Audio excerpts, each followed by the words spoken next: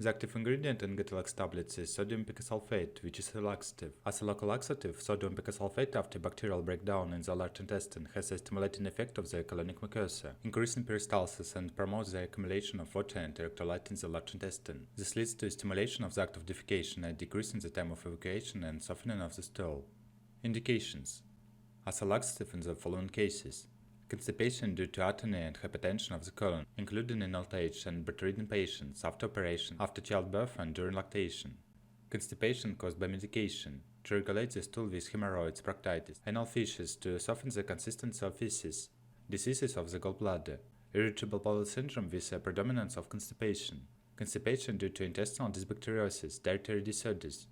How to use: inside, tablets should be taken with a sufficient amount of liquid. Unless otherwise prescribed by a physician, the following dosing regimen is recommended. Adults and children over 12 years, 1 to 2 tablets, 5 to 10 mg. Children aged 4 to 10 years, half to 1 tablet, 2.5 to 5 mg. To obtain a laxative effect in the morning, you should take Guttalax the night before. Contraindications: intestinal obstruction, obstructive bowel disease, acute diseases of the abdominal organs, including appendicitis, acute inflammatory bowel disease, severe abdominal pain accompanied by nausea and vomiting, which may be a sign of the above-mentioned severe conditions. Guttalax is also contraindicated in severe dehydration, patients with hypersensitivity to the drug or its components, patients with rare hereditary disorders such as intolerance to galactose, for example galactosemia, lactase deficiency, glucose-galactose malabsorption should not take the drug, children age up to 4 years.